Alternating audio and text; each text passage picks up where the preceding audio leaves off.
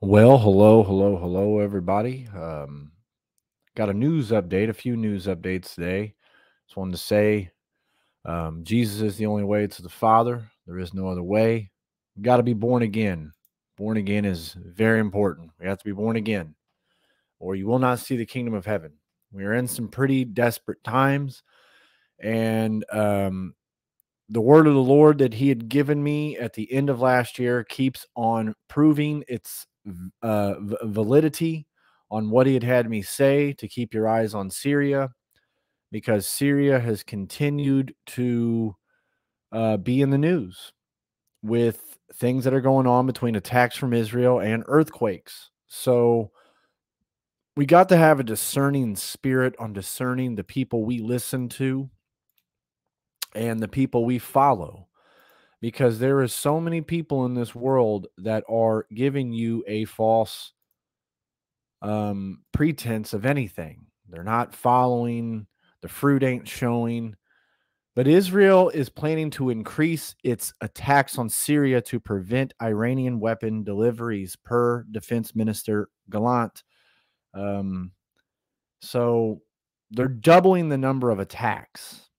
This just came out not too long ago. It's pretty huge to double the number of attacks they've already been doing.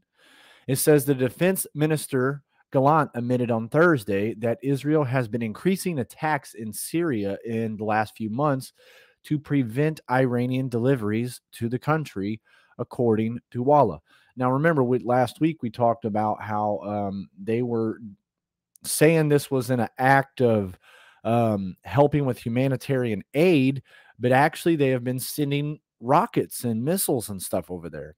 It says in the first quarter of 2023, we doubled the number of attacks in Syria. He said, we are systematically harming Iranian abilities and assets in the area. We will not allow Iran to set up a Syrian army that will turn the Golan Heights into Lebanon.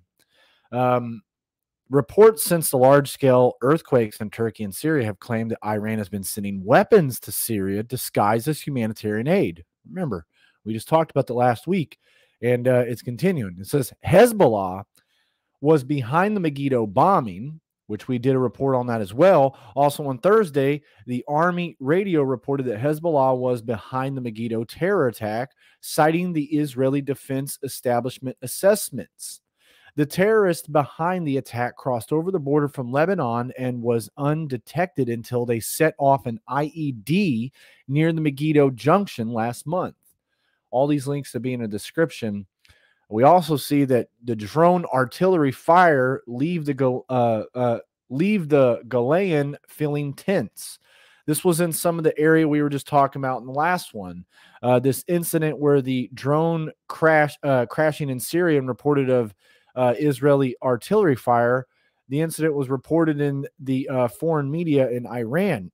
It says tensions remain high on the Golan weeks after an Iranian drone flew into Israeli airspace at the beginning of April, and after rocket fire from Syria over the Passover holiday. It says the latest incident involved an Israeli drone crashing into Syria and reports of Israeli artillery fire. The incident was reported in foreign media in Iran. Although the Iranian report at Tasnim News is short, it illustrates how Iran's focus on Israel continues to be a laser pointed at the Syrian front. The drone incident in early April was the latest Iran drone threat to Israel. Oop, it jumped on me there. It said, right here I was, Iran had also flown a drone into Israeli airspace from the T4 base in February 2018 and had flown a drone from Iraq in May of 2021. Iran also threatened Israeli with drones flown from Iran in February of 2022. The drones were downed by U.S. coalition aircraft. Israel also used F-35s to shoot down the Iranian drones in early 2021. It continues to ramp up, but the tensions have been really, really high. We remember in April, towards the beginning on Passover, and Lebanon fired 34 rockets at him. The next day, more rockets were fired by Palestinian groups based in Syria. Then on April 19th, this was just yesterday, emerged that an Israeli drone had crashed in Syria.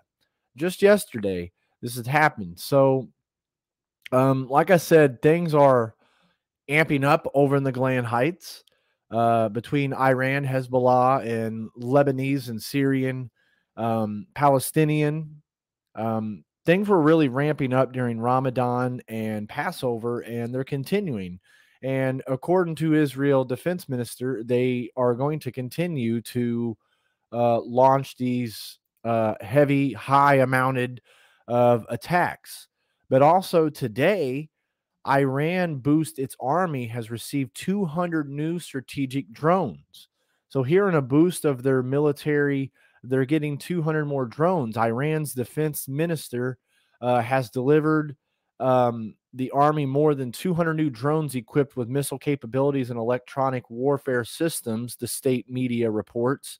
In a ceremony broadcast on television, Defense Minister Mohammad Rez hands over more than 200 long-range strategic drones to Armed Chief, however you say this guy's name. The official news agency IRNA says, produced by Iranian defense minister. The drones are designed for reconnaissance and strike missions and to carry air-to-air and air-to-surface missiles, it says. That's all this link has. It's not a very long one. We touched on this last week, too. This is starting to now become bigger news, and it's not it's not anything that is what you think it is. The U.S. Supreme Court is to rule on the Sabbath observance. This isn't what a lot of people state it is. It says the U.S. Supreme Court is currently considering a case that will drastically affect whether workers who observe the fourth commandment will be required to violate the Sabbath. On Tuesday, the Supreme Court heard arguments and an appeal was filed. A former mail carrier in Pennsylvania who claimed his employers, the Postal Service, discriminated him for being religious when they disciplined him for repeatedly refusing to work on Sunday, the Christian Sabbath. I like how Israel 365 puts that because the other ones have not put it this way. This is a much debated talk. I've talked about studies about this, about, there's nothing wrong if people hold the Friday sundown to Saturday sundown. And then I've talked about studies that Jesus says in Matthew 11, I am the rest. We can have our Sabbath in him any day of the week if we're coming to him in rest. Nevertheless, we should be given a day of rest to the Lord. But this is a Sunday law that is going to be pushed if it is done. And it's going to pretty much, hey, if you observe it on a different day, it's going to pretty much become a problem. So this is continued in the works here. Like I said, I did a big talk about it, a lot of arguments in the chat about it. So be it. People want to argue. They want to argue. I don't have time for that stuff. What I have time for is what the Lord gave me to do. I'm on a mission to spread the gospel that is sharp and wide, to give you guys unbiased news that has biblical implications. And I don't have time for the bickering.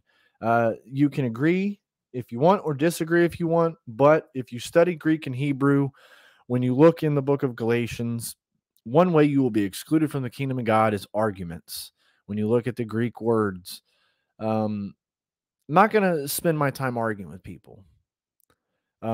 We should know we're in the biblical end days. We should know that Jesus is the only way.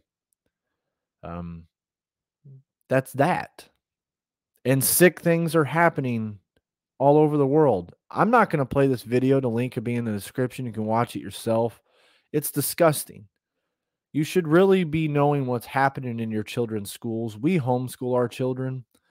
They have people they hang out with from time to time that are, outside the home, and they travel a lot with us. But we got schools doing sick things. Washington State Middle School is under fire for highly vile licking game between staff and students. It's disgusting. I mean, this pretty much tells you it all. I'm not going to go in here. I'm not going to play the video, but I mean, if you can just kind of see the clips, they're, licking at this thing, teacher, student, they're looking at this thing. It's disgusting. It's showing sexual innuendo. We're in a day and time. It's like the days of Lot, the days of Noah. There is no godly fear in this nation, in this world. No one has a godly fear anymore, it seems like. I'm not going to send my kids to school and let some 40-year-old man or woman, even if it's on the opposite side of a plexiglass, play a licking game back and forth, licking at each other. This is disgusting. I'm not going to send my kids to school where they tell them it's okay if you're a boy, you can be some fairy princess and cut your penis off.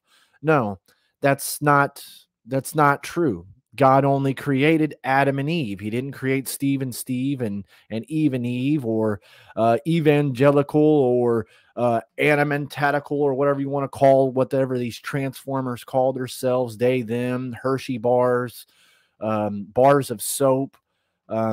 People say this is hate speech, but it's not. This is confusing. God created man and woman.